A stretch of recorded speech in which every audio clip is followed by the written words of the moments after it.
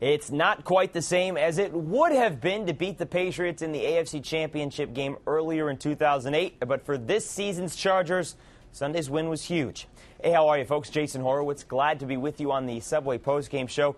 San Diego has a very difficult schedule in the coming weeks. After playing New England on Sunday night, they now move to Buffalo in Week 7, and West Coast teams, let's be honest, they don't play well at 1 o'clock kicks on the East Coast. Then they have to travel to play the Saints in London the week after. So San Diego really did need the win on Sunday, and they got it convincingly. 30-10, the final. Phillip Rivers, again, a huge day for the Chargers, and did so without the services of injured wideout Chris Chambers. The QB hit 66% of his passes for 306 yards and 3 touchdowns. The fourth time this season he has thrown for 3 TDs in a game.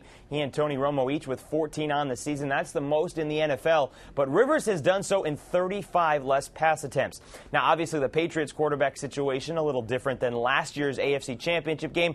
No Tom Brady to help bring them back. And though Matt Castle may have helped them put up 30 on the 49ers the week before, he couldn't do anything against the Chargers defense that had, and I say had, been struggling most of the season. Take a look at the Chargers defensive comparison from Sunday night to the rest of the season. First time this year a team failed to gain 300 yards. Even with that, San Diego still the 28th ranked total D in the NFL, so you know how bad they were the previous 5 games. But just 10 points allowed after giving up an average of nearly 26 per game. They held Castle to Moss just 3 times for 26 yards. Huge for any defense that plays the Patriots. And to the Chargers' credit, though they haven't played well in terms of yards all year, they have held 3 straight teams under 20 points. Now the question of, can LT help Phillip Rivers make this the best team in the AFC? San Diego 3-3, and LaDainian Tomlinson has rushed for more than 100 yards just once this season. That was the win at Oakland. Tomlinson topped 100 total yards, 74 on the ground,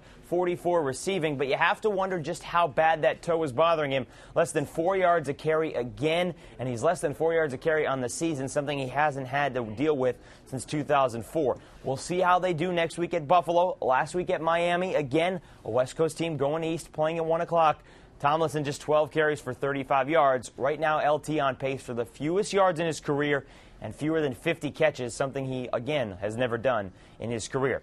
Buffalo, just the 18th rush defense, so we'll see if LT can bounce back next week. You know where the 3-3 Chargers go in Week 7? The 3-3 Patriots. They return home after a 2-week stint on the West Coast, and they'll face the 4-2 Broncos on Monday night. New England has lost 2 games this year by more than 20 points. San Diego the second, Miami was the first. That hasn't happened in Bill Belichick's career in New England. That'll do it for the Subway post-game show, but for more on this game or any other from Week 6, be sure to stay with CBSSports.com. I'm Jason Horowitz. Take care, folks.